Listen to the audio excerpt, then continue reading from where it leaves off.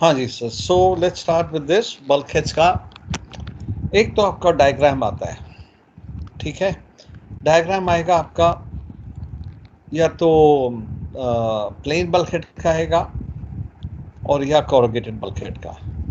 Late me repeat again, this is the diagram that you need to make. Question number 4 में part A आ सकता है या part B आ सकता है।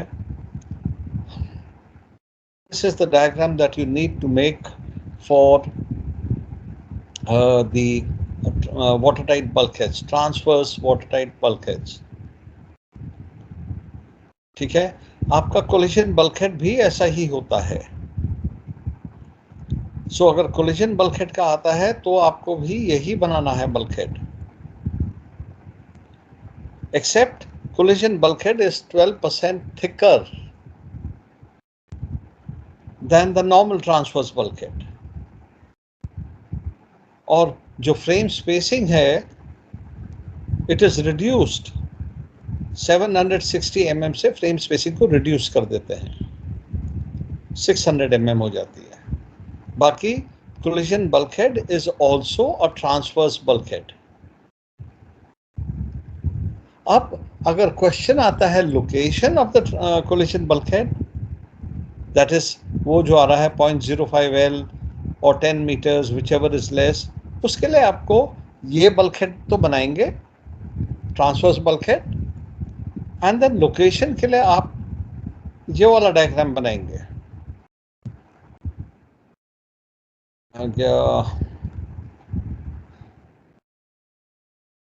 तो मैंने आपको ये दिखाया यहाँ पे कोलिजन बल्कहेड, सेम डायग्राम बनेगा कोलिजन बल्कहेड के लिए जो यहाँ पे दिख रहा है, ठीक है। एक्सेप्ट आपको क्या लिखना है, collision bulkheads are 12% thicker than other watertight bulkheads and frame spacing is reduced to 760 से 600 mm। यही डिफरेंस है आपका कोलिजन बल्कहेड और उसमें। हाँ, अब अगर वो बात करता है location of the collision bulkhead, तो फिर आपको location of the collision bulkhead के लिए ये बनाना है, ठीक है। कहाँ से? फॉरवर्ड परपेंडिकुलर से 0.05 L या 10 meters, whichever is less, and the administration may allow the collision bulkhead to be located at 0.05 L plus 3 meters या 0.08 L, whichever is greater. Measurement कहाँ से होती है? From the forward perpendicular. But if any part of the hull below the waterline extends forward of the forward perpendicular, तो measurements कहाँ से ली जाएंगी? One, from mid length of such extension, extension जो forward perpendicular के आगे जो extension है उसका mid length लिया जाएगा, या 0.015 L या 3 meters, whichever gives the least reading. मेरी आवाज आ रही है आपके पास? Yes sir. ओके, और अभी ये मेरा स्क्रीन चला गया है, so I will have to restart. Give me 2 minutes। ये मेरे ख्याल से हीट हो जाता है ना, लैपटॉप को लैप में रखो, हीट हो जाता है तो चलिए।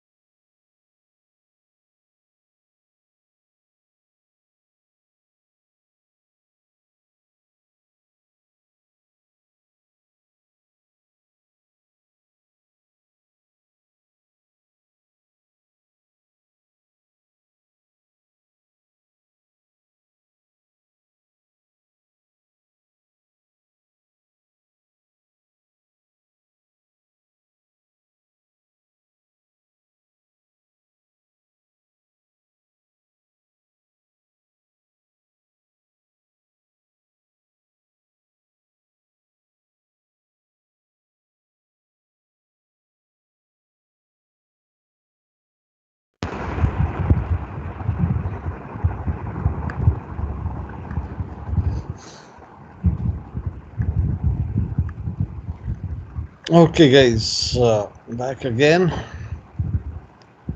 I will share the screen with you.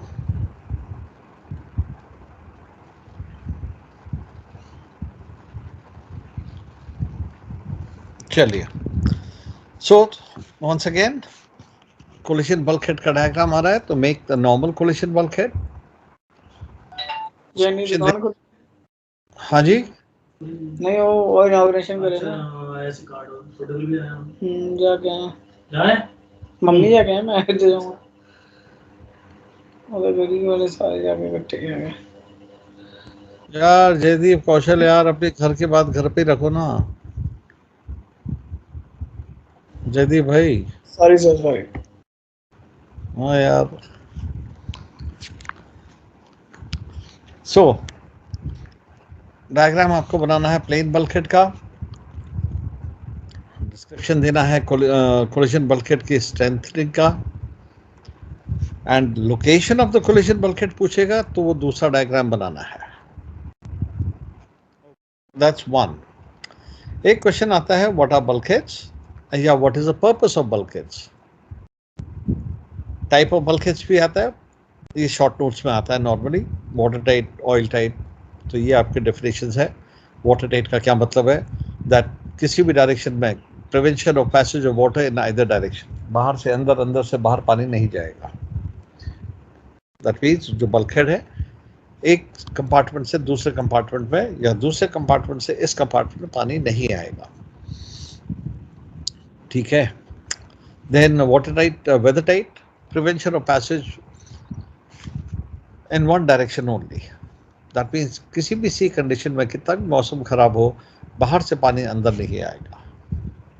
Oil tight, hatch cover से एग्जांपल दे सकते हैं आप कि ये जो यहाँ पे कलर का क्यों फर्क आ रहा है। ओके, सो यहाँ पे एक मिनट जी, वरदाना सिविल 2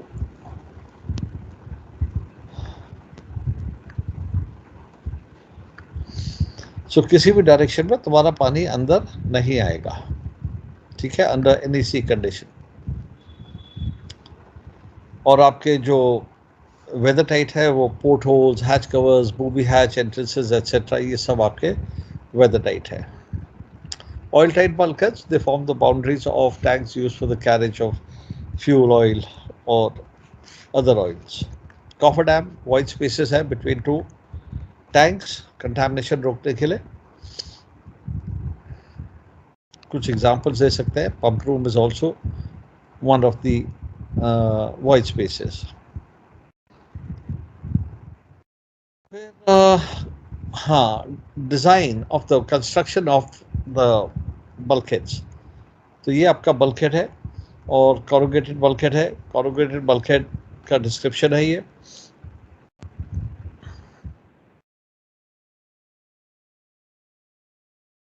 एक क्वेश्चन ये है what are the advantages and benefits of water tight bulkheads. So subdivision करते हैं, हेल्थ एंड ट्रांसफर स्ट्रेंथ को बढ़ाते हैं, important contributors to the hull girder है, टेंडेंसी टू डिफॉर्म रेजिस्ट करते हैं, स्प्रेड करते हैं स्ट्रेसेस को all over the place. Liquid carriers में they divide the vessel into various compartments ताकि फ्री सरफेस इफेक्ट कम हो, स्लॉशिंग कम हो, सीवे में कार्गो स्लॉश ना करे, एंड देन फायर डिवीजन का काम होता है। So these are the 8 benefits या फंक्शंस ऑफ ट्रांसवर्स बल्कहेड्स। फिर कंस्ट्रक्शन एंड डिज़ाइन कैसे बनता है। Transverse watertight bulkheads are stronger and thicker than other bulkheads, मतलब जो आपके अकोमोडेशन में है या जो दूसरे bulkheads है उनसे stronger होता है, मेनली उनका जो प्रेशर होता है उसके साथ। लार्ज एरिया bulkheads है, plates are arranged horizontally and stiffening is done vertically. उनका कनेक्शन होता है आपका बॉटम, डबल बॉटम टैंक्स में, शिप साइड में और मेन डेक में। Plating is horizontally, stiffening is done vertically, and thickness ऊपर से नीचे को increase करती है। Minimum generally 6.5 mm at the top and the thickness increases gradually towards the bottom due to the increase of pressure. Water pressure increase होता है नीचे नीचे, उसके लिए स्पेसिंग 760 mm जो स्टिफलर्स होते हैं उनकी जो स्पेसिंग होती है वो 760 mm होती है on all the bulkheads except collision bulkhead, वहाँ पे 600 mm की होती है. So this is your design. Once again, आपका transverse watertight bulkhead. Collision bulkhead 12% thicker, spacing reduced. कितने bulkheads होते हैं? एक क्वेश्चन आता. What are the SOLAS requirement regarding minimum number of bulkheads? Right. तो एक आपका collision bulkhead होगा forward, एक after peak bulkhead होगा, enclosing the trunk, rudder trunk और ट्यूब जो जाता है यहाँ से, और one bulkhead in front of the engine room and one behind the engine room. अगर engine room located aft है, then one bulkhead in front of the engine room and after peak bulkhead and collision bulkhead, तो 3 होंगे. कुछ लोग क्या करते हैं, उसमें एक डायग्राम बना देते हैं, टेबल बना देते हैं, length 100 meters so many bulkheads, 120 meters so many bulkheads, 200 meters so many bulkheads. The question is not asking for that. The question कह रहा है what are the SOLAS requirements regarding the minimum number and location of bulkheads. Minimum number and location. So location का मतलब हो गया कि अगर engine room आपका midships में है तो you need a collision bulkhead, one bulkhead in front of the engine room, one bulkhead after the engine room and one what you call after peak. 4 bulkhead. ये location है. और अगर engine room आपका aft है then one bulkhead collision हो गया, one bulkhead after peak bulkhead हो गया and one in front of the engine room. 3 bulkheads. और उनकी लोकेशन दिखा दो आप. ठीक है. कोलिजन बल्कहेड का सेपरेट क्वेश्चन आता है. तो इस तरह से आप डायग्राम दिखा सकते हैं. एक कोलिजन बल्कहेड दिखाना है आपको, एक आफ्टर पीक बल्कहेड दिखाना है, one in front one behind. Rest depending on the length of the vessel. बस इतना लिख दीजिए. You don't have to say length 100 है तो कितना 120 है कितना, वो नहीं पूछा है. Rest depending on the length of the vessel. कि ये कुछ डेफिनेशंस है. फिर बल्कहेड एक पैसेंजरशिप, ये भी डेफिनेशन है. अब ये कोलिजन बल्कहेड का डायग्राम आ गया. और ये जो डायग्राम है once again नीचे क्या लिखा है, location of the collision bulkhead, not the construction of the collision bulkhead. Collision bulkhead का construction अलग चीज है, location of the collision bulkhead अलग चीज है. And I'm sure जो लोग यहाँ पे नहीं बैठे ना अभी क्लास में, जो अटेंड नहीं कर रहे हैं, वो ये गलती करेंगे.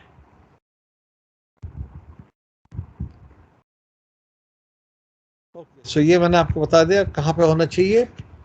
0.05 L और 10 meters whichever is less, and 0.05 L plus 3 meters or 0.08 L whichever is greater. ये administration may allow. Measurement कहाँ से है? From forward perpendicular. And if any part of the hull below the waterline extends forward to the forward perpendicular, तो measurement किए जाएंगे from mid length of such extension forward of the forward perpendicular, or 0.05 L, 015 L forward of the forward perpendicular, or 3 meters forward of the forward perpendicular, whichever gives the least measurement. वहां से लिया जाएगा. अब openings, खाली एक opening allowed है. To deal वैसे तो अलाउड नहीं है, बट अगर 4 पीक टैंक है आगे तो 1 opening is allowed to deal with the liquid in the 4 peak tank. उसका जो वाल्व होगा वो वाल्व होगा आपका बल्कहेड में, उसको वेल्डिंग की जा सकती है, operated by a screw down valve from above the bulkhead deck. Valve can be fitted inside the tank, or valve can be fitted on the other side of the collision bulkhead, provided that it is readily accessible under all service conditions and provided it is not a cargo space. Brass usually आपका alloy का बनता है या brass का बनेगा, जो आपका वो है वाल्व ब्रास का होगा या अलॉय का होगा, लेकिन कास्ट आयरन स्टील का नहीं होगा. So this is the requirement of openings. अगर उसमें 4-peak tank is divided into 2 parts to hold 2 different kinds of liquid, अगर 2 पार्ट में उसको डिवाइड कर रखा है तो तब administration may allow fitting of another pipe, provided it is absolutely sure that there is no other practical method of dealing with the liquid in the other tank. तब वो आपको अलाउ कर देगा कि आप 2 वो लगा सकते हैं. Requirement same. सो इस टाइप से आपका होल किया जाता है बल्कहेड में. फिर होल किया है तो उसको स्ट्रेंथन किया जाता है डबलर प्लेट लगा के. फिर वाल्व फिटिंग की जाएगी, गैस्केट्स लगेंगी.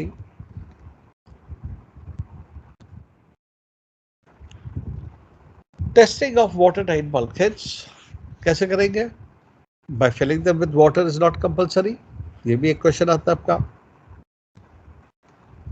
अगर पानी से नहीं भर सकते हैं तो हम क्या करते हैं? होस टेस्ट करते हैं in the most advance stage of construction. अगर होस टेस्ट भी नहीं कर पा रहे हैं क्योंकि वहाँ इलेक्ट्रिकल इंस्टॉलेशन है, मशीनरी है, इक्विपमेंट है, वो खराब हो जाएगा, उसका इंसुलेशन खराब हो जाएगा, then we have to carry out a visual inspection supported by dye penetrant test या ultrasonic test. उस चीज से हम सपोर्ट करते हैं.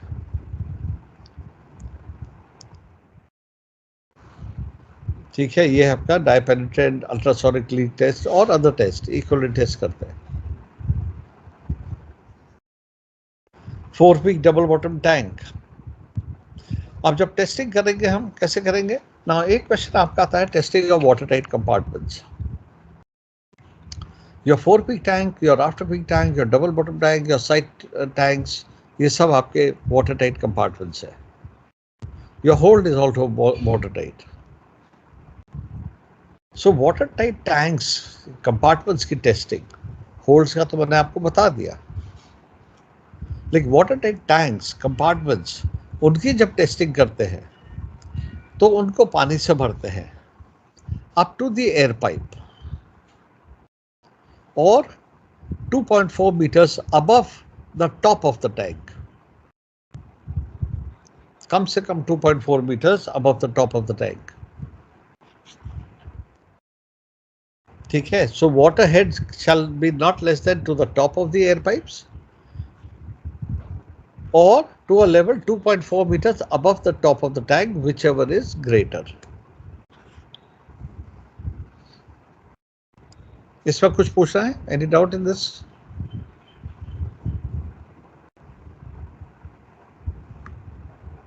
वंदना?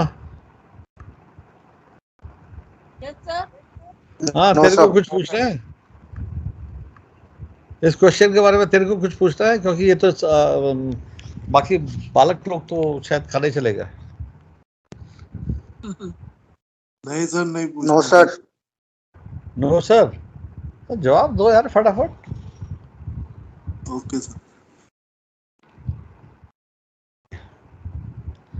Strengthening of opening water tight bulkhead में कोई भी अगर ओपनिंग करेंगे तो ऑब्वियसली उसकी स्ट्रेंथ कम हो जाती है बल्कहेड की, तो उसको स्टिफन करना पड़ता है. कैसे करते हैं? बाय फर्स्ट डबल प्लेट लगाई जाती है उसके आसपास, राइट. डबल प्लेट लगाने के बाद जो स्टिफनेस होते हैं उसके लेफ्ट एंड राइट साइड में उनकी थिकनेस को वो किया जाता है. इंक्रीज कर दिया जाता है स्कैटरिंग को।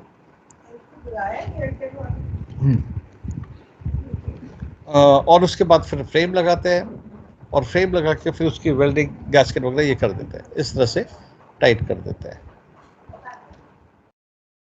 ठीक है, ये आपके कुछ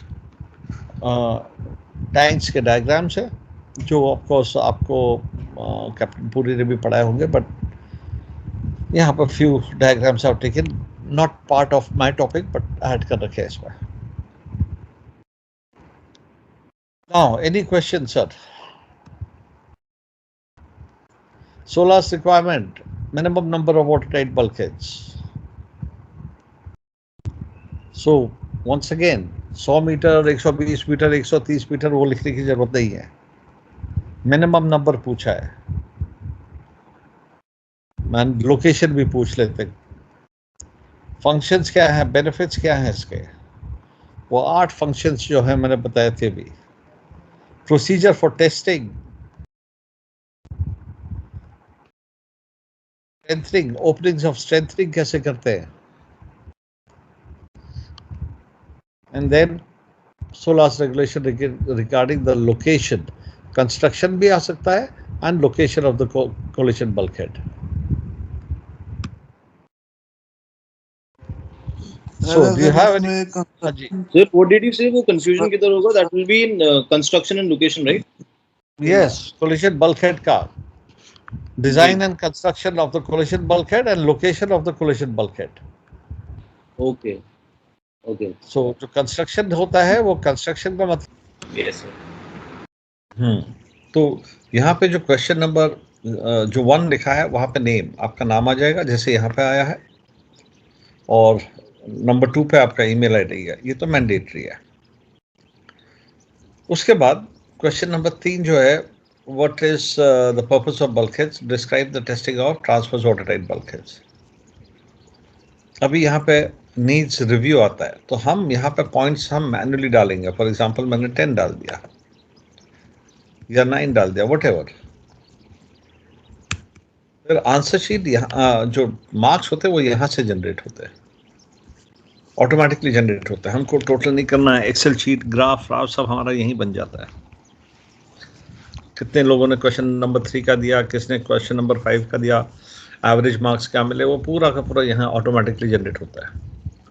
और यहाँ पे आप लोग क्या लिखेंगे, क्वेश्चन नंबर 3 है जो नीचे इसने लिखा ना, पर्पस ऑफ बल्कहेड्स, यहाँ पे आप सिर्फ इतना ही लिखेंगे, अटेम्प्टेड या नॉट अटेम्प्टेड या अपलोडेड इन वन ड्राइव। मतलब आपने यहाँ पे हम खाली इंडिकेशन रहेगा आपका कि आपने क्वेश्चन किया है या नहीं किया है, बस।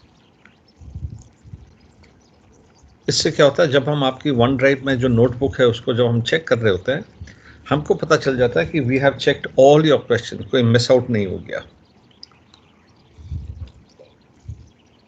अगर आपने यहाँ पे लिखा है अटेम्प्टेड और वहाँ पे हमको आपके जो आप अपलोड कर रहे हैं वहाँ पे हमको नंबर 3 क्वेश्चंस नहीं मिलेगा, तो हम दोबारा चेक करेंगे कहीं मिस आउट तो नहीं हो गया हमसे।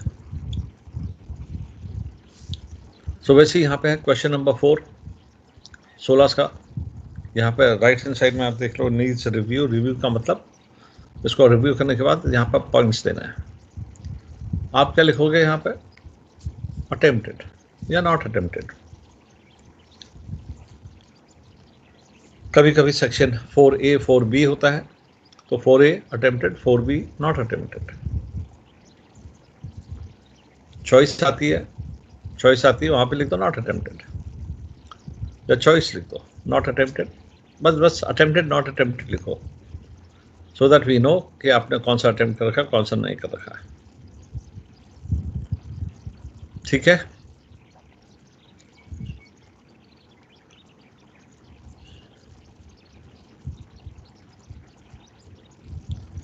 okay guys, so